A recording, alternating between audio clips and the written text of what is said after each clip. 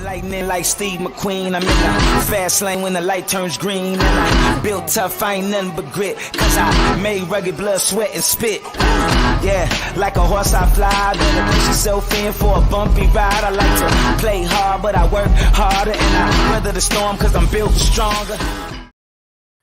What is up, ladies and gentlemen? We are back. We are live. It is the Freight Coach Morning Show, the top morning show in transportation, coming to you live every single weekday, 8:30 a.m. Pacific, 10:30 Central, to break down 3 industry headlines for you, to provide some actual insight into what all of this stuff means so we can apply it, utilize it, and see a meaningful difference in our businesses every single day.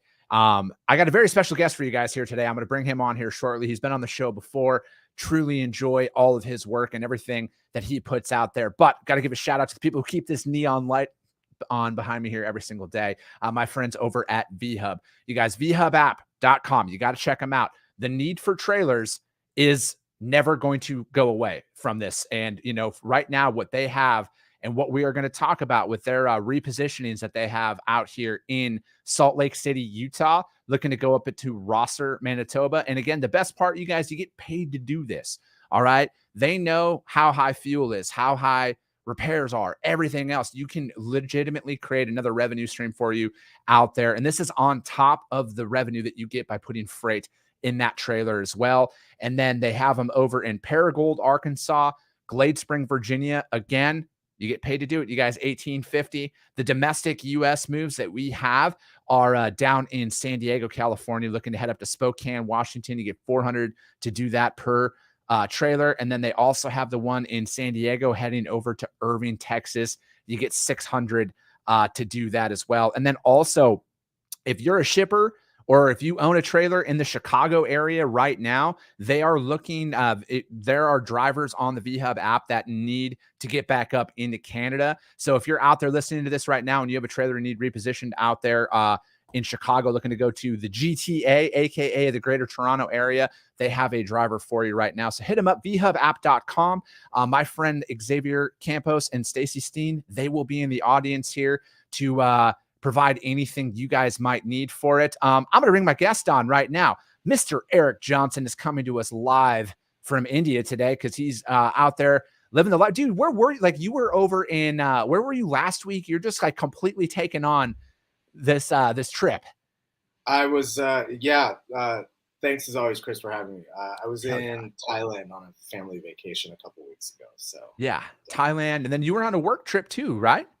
I was supposed to be in Singapore, but had to pull out of that, unfortunately, because of some COVID-related exposures that thankfully didn't turn into anything for me. So I never got sick, but I just taken safety first. I didn't want to travel. So no, that makes sense. Yeah, no, it's I've been in India for almost a month, about a month now, and visiting family and working from here. So anyone who knows me kind of knows this is my normal routine. In the summer. I like it. So how long are you going to be over there? Are you going to be there for another couple months, like another month or? Another month. Yeah. It syncs pretty well with the school schedule. So when my son is off of school in the States, we fly over here, spend time with my wife's family. I work from here, catch up with people in Asia, catch up with people in Europe, get to do a little traveling. It's kind of an interesting work schedule, you know, catching up with everyone in North America, but I'm totally used to it after years of it. So I think travel is so underrated. You know, people have no idea. Because like for me personally, it's like you never know what you got until you go somewhere else. And then you're like, holy shit, does it put it into perspective on what the opportunities that we have, you know, not even here in just America. Like when you get out of America and you go and visit some other countries, you're like, okay, maybe I don't have any problems at all. But it also makes you appreciate the access to, you know, basic necessities that we have here that not everybody has, you know, like filtered water, for example, and everything else. Sure. Yeah, this had to go through a reverse osmosis machine before I could drink it. So, yeah. So totally true. I mean, I think any kind of travel is good for people's like outlook on just about anything. I don't know if anyone's ever been adversely affected outside of maybe catching a bug that they wouldn't at home by traveling. It just totally opens up your aperture of like the human struggle and not just the human struggle, but like there's things that other countries do really well, not necessarily better, not necessarily worse. It's great to be able to consider all those different perspectives. I think the one thing that having the like very fortunate opportunity to travel fairly early, because my parents love to travel too. What abroad was that like it's not we sometimes get involved in the States and like there's some sort of tournament like in the US it's like like everyday life is the Olympics and we have to always say we're in the best country in the world, and it's like we're not in a tournament. Like the best situation is if everyone is doing well, right? So I totally agree with you that it makes you appreciate the things that make America great. But it's also like you totally opens your eyes to like, oh wow, this country does that. That's pretty cool, actually. We don't have that in the States. No, definitely. And I think it also makes you realize like we are all literally like the same. Like it doesn't matter. Like there are so many, because it's like that's the fortunate part about like my job. Like, man, I work with people literally all over the world because you don't have to be in the US to broker freight, and it's like talking to people from all over the world, man, like we're not different. Like as much as I read about tech every day, and like even if you're a technology provider only for US based brokers or carriers, you might be based in Colombia or you might be based in the Philippines, right? I mean, like, so yeah, it's a totally global thing. I'll tell you one other thing I'll mention one other thing. I went to school. This is like one of our connections. I went to school in University of Wisconsin, Madison. Grew up in LA, like the very definition of a big metropolis. It was very clear the first time I came to Delhi, which is where I based when I'm in India, that Delhi felt more closer to LA than Wisconsin felt to LA to me. And I love Wisconsin. I loved my experience there. I have a million great friends there, and I love going back. But the commonality of like metropolis versus metropolis was way stronger than like me going to kind of an area that was a lot more spread out and had different kind of, people had different experiences growing up. So yeah, but it's all great. It's all great. Just go out and meet people. Absolutely. It's a phenomenal thing. And speaking of meeting people, we're going to give some shout outs here to some people we got in the audience already. Stephen A. Mason. What's up, brother? He's out there in Florida. You guys, again, he's looking for some dedicated freight. He's got that hot shot out there with the mega ramps and everything else. So hook him up. If you're a shipper out there and you're in need for that, or a quality broker looking out there, hit up Stephen A. Mason. He can help you guys out with some Florida hotshot freight. Sonny Sharma, good morning. Pat Green, good morning. Orange Shirt Gang in the house. Whitney Fowler, happy Wednesday. Lewis, man, this is awesome. Congratulations on doing your paperwork on the adoption, man. I'm really happy for you and your family. Dude, that's awesome. He's going to be out there. He may or may not be a guest coming up here on the podcast. I don't know.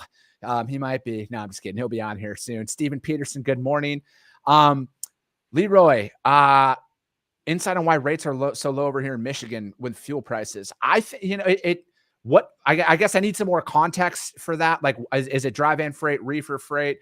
What kind of freight are we moving out of there? I don't just like kind of providing insight without some more substance out there. So if you could provide a little bit of that to Leroy, we can do that. And that'll actually probably tie into one of the articles we're going to be breaking down here. Your boy, Bill Cassidy, in the house. He's out here. I've been ignoring his email, so he had to reach out to me through your show. You're bringing people together. No, just kidding. Right? There we go. Chris Andrews, good morning from the farm. Where's the farm at, Chris? I'm a farm kid as well. Let's see. Jackie Green, good morning from Houston. Dry van freight. Yeah, Leroy, I think what you're seeing right now out there is we're in a summer lull. All right. We're post 4th of July, and now we're coming up on Labor Day. I think this is naturally the time of year when rates historically have dipped. When it comes down to it, are we talking spot market? Because obviously the spot market is volatile no matter what market it's in. That can fluctuate and change literally on an hourly basis at times. And I think that to remove some of that, it is that consistent freight that you can find directly from a shipper or directly from a broker. I know that fuel prices are astronomical right now. I mean, it's $5.56 a gallon out there, and it's just one of those situations that right now, to kind of offset some of this, is it just knowing your costs more than ever. Some of this freight, that sticker shock might not seem as bad if you have your profit margin baked in, and you know, like you're looking for $2.70 a mile right now, and I know that that's probably the spot market rates are going to be lower than that, but there is more profitable freight that's out there. It's just not going to come in the form of a load board, unfortunately. But yeah, man, if there's anybody out there, Leroy, how many trucks do you have for your dry vans right now? And if there's any brokers who are in the audience right now that have outbound Michigan freight, quality outbound Michigan freight for Leroy, hit him up, you guys. Again, this is what this network is all about. We're about putting the right providers in front of the right people to elevate this industry. With all of that being said, we're at day 68 of the Freight Coach Tally, and I'm not going to ever stop talking about this until it stops showing up in my inbox about there being a truck parking issue as well as a facilities issue in this industry. I mean, the fact that drivers can't use bathrooms at some places is just pitiful. And if you're going to have that policy, at least let them leave to go use the restroom. I think it's pretty basic stuff. But yeah, let me see here. Let's get into the first article. Eric, are you still there? I think his screen froze up. Leroy's got 2 dry vans out there in Michigan, you guys, and we're going to see if Eric's going to come back here. Can you guys all hear me still in the audience? Oh, I think he's coming back. He's coming back. There he is. Sorry, my Wi-Fi has been a little sketchy the last couple of days. So no, it's all good, man. No, it's all good. So the first article to break down, XPO, they've been splitting. They've got multiple business units that are coming off of that, and they named their new tech brokerage company RXO, Drew Wilkerson. And I didn't see. Do you have an article coming out about this here? No, as far as I know, we don't. Okay. I don't think we do. I think you wanted to point to another article. That's fine. There's other outlets out there that do good stuff. So no, absolutely. I figured, because I was actually refreshing the JOC up until this show today to see if you had put one out there, because when it comes to the tech brokerage, and I know that that's what you mainly report on, is a lot of the technology businesses and everything that are coming into the industry. So like, what's your initial thoughts, because I know obviously XPO is spun off, now they're into the tech space. Like, what, from your perspective, man, you talk to a lot of people. What's your initial thought process with something like this? Well, yeah, I mean, I think first of all, there's still this thing hanging out there about what constitutes a digital broker versus an existing broker, especially one like XPO that spends a hell of a lot of money on technology every year, right? Yeah. Hey, am I breaking up or am I good? No, you broke up a little bit, but you're fine now. Yeah, yep. Yeah, okay. So, I mean, XPO is, in that group of large established brokers that invested a sizable chunk of their money into technology. So does that make them a digital broker any more than, a Convoy or a Transfix or Uberfreight, right? So there's that whole issue. I think what we've sort of coalesced around is, to what extent can the process be automated? Like, what constituent parts of the process can be automated? Yeah. And what does that do to like the headcount of the brokerage per revenue earned, right? Or, you can maybe say net profit, right? Because VC-backed companies are judged a little bit more in normal times on top line revenue, whereas a brokerage would be judged on their margin and not necessarily on what the overall revenue is, right? So that's still all shaking out. And I think what will be interesting is to see XPO's version of a digital broker in the market as a separate entity, and how that compares to some of the incumbents or I should say some of the now incumbent digital brokers, right? Because it's still very murky, right? Like, I'm pretty sure most shippers don't have on their routing guides, like there's not a star next to the ones that are quote unquote digital brokers, right? They're just all sources of capacity. Yeah. Right. So they're ranked by how well they serve them and what their costs are, not whether they call themselves digital. I think that there are always going to be customers who are looking for more of a digital element than not. For sure. And, like you said, XPO spends a lot of money on technology. They've always spent a lot of money on technology. And you got to think there was obviously an identified need to digitize. In my opinion, 90% of a freight broker's job should be automated. All right. That 10% that should never be automated is picking up the phone and calling your customers, picking up the phone and calling your carrier partners and actually conversing with them on strategy. But accepting loads, quoting loads, like all that, building loads, it should all be automated.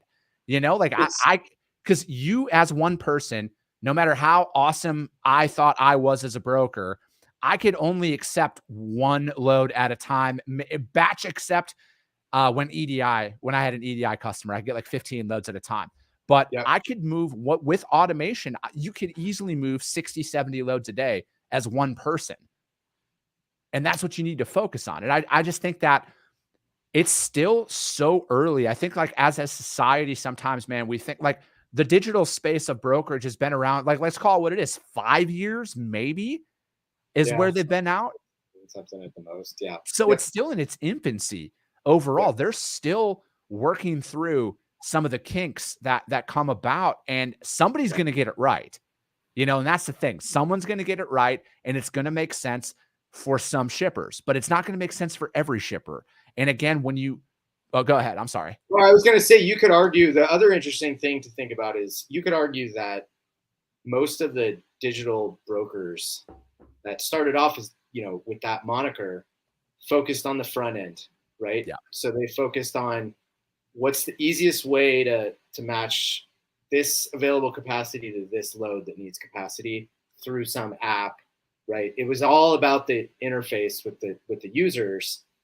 XPO focused most of their tech from a brokerage perspective on what their operators were seeing, right?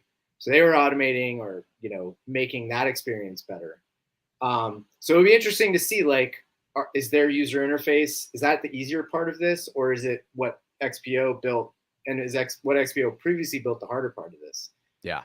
Or vice versa, right? And is it really about like, oh, you get this as many hands as possible, build a network, and then you figure out all those processes you talked about that can be automated. So yeah, it's going to be interesting. Bill Cassidy says, does say its digital business has been growing fast. The spin-off is geared more towards the benefit the shareholders and the truckers, their shippers. They think that they can create greater value with a standalone brokerage and a standalone LTL company. And I get it, like it's one of those things that when you look at what Brad Jacobs has accomplished over the entirety of his career, like this is what he does. He buys companies, conglomerates, he splits and like the guy knows what he's doing.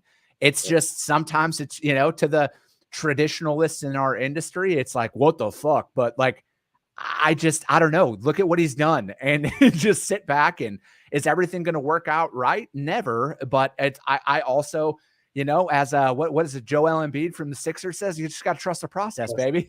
I mean, they haven't made it past the second round. So that's true. I'm a little skeptical sometimes of that viewpoint, but yeah, I get where you're going for sure. Yeah. Brad Jacobs has won a few championships before. Let's put it that way. Correct. Yeah. Bad comparison with the 76ers, but sorry to my Philly fans, but yeah. Oh, that's funny. That article was from ttnews.com. XPO names new tech brokerage company RXO. Let's get into the JOC article here. Slipping U.S. intermodal performance linked to warehouse capacity crunch. And I was just breaking down another article yesterday that you guys were talking about, like how the drop in performance on intermodal carriers that were out there and what that has linked to it. And again, it's like, to me, it's so challenging to put an overall market report out there when there are so many different modes of transportation that are running, that are all priced differently, that all perform at different levels, that all meet and satisfy different needs of customers. Like, the rail is always going to be the most cost-effective option out there when a per volume basis of what you can load on a train to move domestically here in the United States. But like this is what we're, it's the, let me see here. Throughout the capacities manifesting now and how itself is the deteriorating performance of the railroads, who are now facing slower train and subpar schedule reliability as containers stack up at inland depots. Data from the first half of 2022 shows that while North American intermodal volumes were down 4.7% to 10.2 million loads, the lowest since 2017, excluding the pandemic hit results of 2020, train speeds and overall performance have slipped as well. The reality shows that the atypical dynamic of current intermodal markets, as those metrics usually improve when railroads move fewer containers. And it goes on to say that they came at us for the 30 days ago and said, we'd like to take orders, but we can't take them right now because we don't have the space. So then we're like, gosh, do we even have, we don't have the space either. So like, what's the great balancing act with this? Well, I think this story, first of all, no one knows this stuff better than my colleague Ari Yes. Ash, who wrote the story.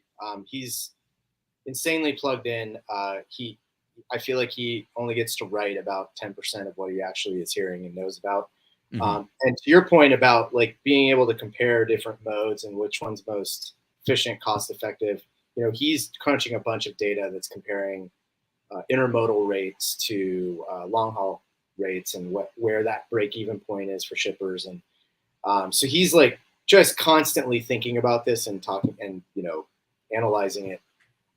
But to this story specifically, I thought this was a really interesting story. And I'm glad you actually suggested we talk about this, because I think it's a window into kind of like the new world that we're in. We're in a new world in so many ways, but that last sentence or second to last sentence you read, which is when volume slows, and it did slow in the first half of the year intermodally, service metrics tend to go up. Yeah. That has been the opposite this year. And that's because the warehouse situation is such a mess. There's so much inventory. There's so much stuff in warehouses. It's like backing up onto the rail heads and the rail depots. And so the train speeds are slowing down because those yards are already full. People do not need that stuff to be moved into their own warehouses, or their warehouses are full and they can't move it in there. So I think it's a window not just into performance on intermodal. We're seeing the same effect in ocean, right? Where there's a bunch of volume that's sitting on the water right now, waiting for a port to dock at a port, berth at a port. And that's on both coasts. It's not just LA and Long Beach. People are sometimes focusing on diminishing numbers of vessels waiting in LA and Long Beach.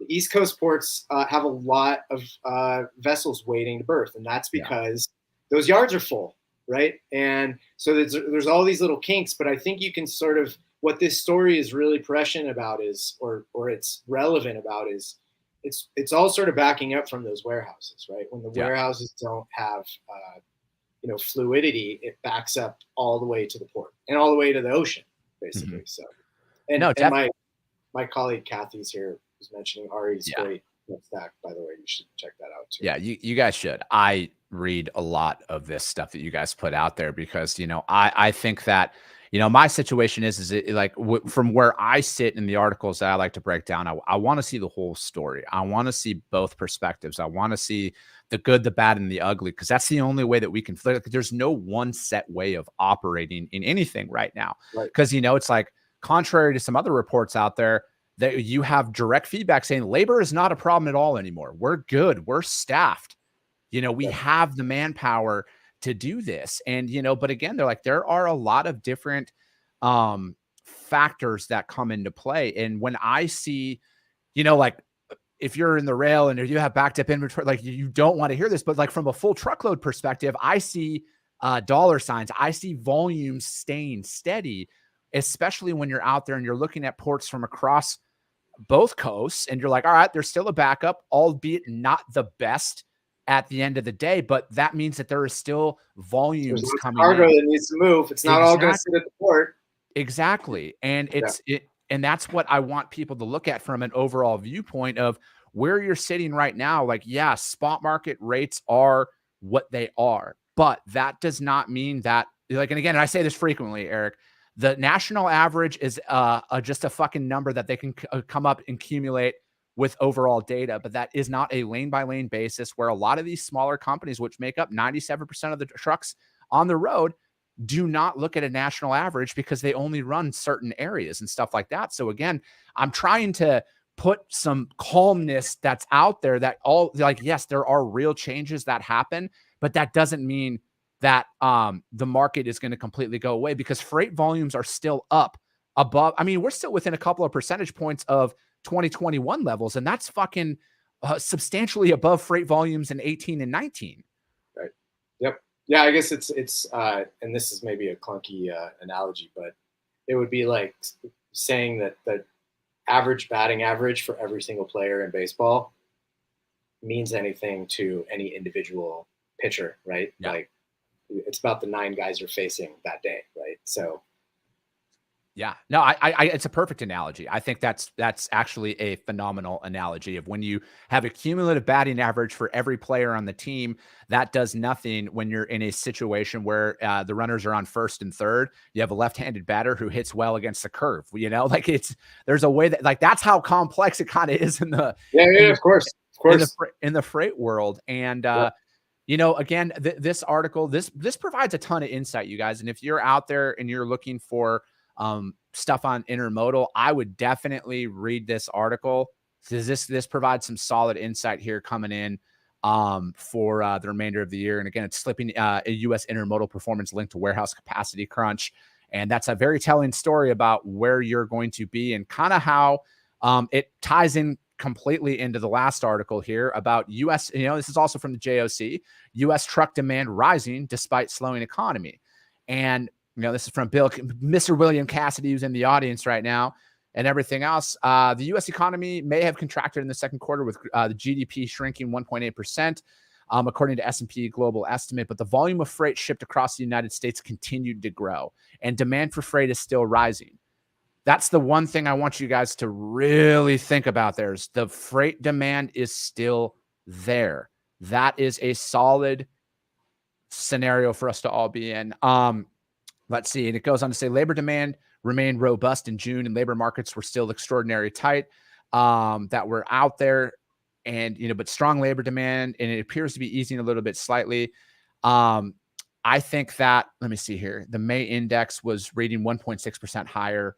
That was out there than it was reading in May of 2018. And again, May of 2018, that was kind of like the peak that we saw. So we're still above a lot of these situations. And I just think that with where we are right now, there's still plenty of opportunity that's moving. That was my biggest takeaway from this article entirely. So I'll can I add something? Because this Yes. is making an insight into some of the stuff that we're talking about, whether it's Bill and Ari on the domestic side or my colleagues on the international side. I think we would want Bill, if he wants to chime in on this. I cannot recall in my nearly 20 years of reporting on this stuff, and both colleagues on the ocean side and Bill and Ari in their decades collectively of reporting on this, cannot remember a noisier, more like confusing market as it relates to data, right? And I had a thought earlier this week actually, is that maybe there's just so much more access and transparency to data than there was before. And it was always confusing. It was just a couple data points tended to win out. And so everyone sort of ran with it. And now all this data is just super transparent. And maybe that's what's making things seem more confusing than it is, but it's really confusing. And it's it's not on one extreme or the other, no matter what anyone wants to say. It's somewhere in the middle of like everything is going to hell and everything is beautiful. Right. Yeah. So, it's and I know you emphasize this point a lot, and I'll emphasize it as well. Is like it's all so situational and case by case, right? You have to be adaptable and you have to be flexible about where opportunities are, and you have to be able to say no to opportunities that are not great. But we're not in I think it's safe to say now we're not in some like horrible trough like we were in 2009. Right? Yeah. Like we're just not in that situation. It may be bad toward the end of this year, relatively speaking, but we're not in this like insanely bad situation, right? So yeah. No, I'm right there with you, man. And, to both your and Bill point, it is tough to decipher what is real and what is not. And especially when there's a narrative that's being played out there on one angle or another, like you're saying, like, hey, everything's fine. And then you have that, no, it's a fucking level 18 hurricane coming. Like the world's going to end. It's really tough to decipher what's real and what's not. And I pay attention to overall freight volumes. That's the number that I pay attention to the most. And when there is not a dip in overall freight volumes, it at least tells me for the next 3 months that we should be steady, okay. you know, and then taking it a step further is it's like when you're looking at import volumes and everything else. And again, like I'm learning a lot of this stuff when it comes to the international imports, when it comes down to intermodal, when it comes to all this, like the bulk of my experience is in truckload. And but when I'm looking at a lot of this data that's out there, it's like there's a lot of terms that are thrown out there, like bookings are this, bookings are down, or TEUs. And then, like there's a bunch of shit that's out there. And again, this is why you need to do it's not as complex as like certain things tend to make it look. And once you do your research on it, it tells a different story. It's, if you separate out 22 from 21 and even back half of 20, this would be a remarkably healthy year in terms of container volume, and maybe a little unusual, maybe a little front loaded. I think there's sort of consensus on the import side that things are going to slow in the fourth quarter, right? Yeah. Once all the holiday stuff is kind of here in the States. But there's so many like constrictions on normal operations, whether it's the longshore contract that still has not been signed, rail strikes that are being talked about, all sorts of shit going on in Europe with striking ports and things like that. Like all of those things have a knock-on effect now that we didn't even truly appreciate before. Yeah. And volume is really historically high on truckload and in ocean. So I'll leave it. No, I get it, man. I get it. And this is this is why I think I got to go longer than 30 minutes at this point, because there's always like, especially with you, man, I feel like we could talk for hours about this stuff, but you always going to leave them wanting more. That's true. That's true. How does anybody find out? First and foremost, you guys subscribe to the JOC for the love of God. It's the best money I've spent out there because it has a ton of different perspectives.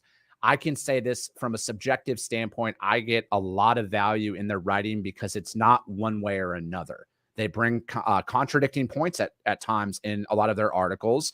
And I like seeing both sides of the fence so I can formulate my own opinion in it. And, I'm a big fan of what you guys do over there. I don't hide it at all. But I mean, how can anybody reach out to you or the JOC or anything else, man? Yeah, JOC.com. That's the easiest place to find, what Bill and I and Ari write, and Kathy as well, who chimed in. My personal email is eric.johnson at spglobal.com. I'm on Twitter. I think it's Logtech Eric, of course. And then Substack is ericjohnson.substack.com, I think. Yeah, ericjohnson.substack.com. Those are the best ways to reach me. Perfect. I love it. Hit them up. Hit up the JOC. That's it for today, you guys. We'll be back tomorrow. As always, the Freight Coach Morning Show, the top morning show in transportation, 8:30 a.m. Pacific, 10:30 Central, every single weekday. If you saw value in this, share the show, you guys. That's how this is always going to continue to grow, is through the support you guys clearly are showing me on a daily basis. I love it all. And we got to continue to grow this out. That's the only way that we're going to continue to shatter the traditional silos of this industry and put the right information out there for people to apply, utilize, and stay in business. Because that's what we're a fan of here, is keeping the 97% of this industry that is small business in business. So I appreciate you guys all so much, and we'll be talking to you soon.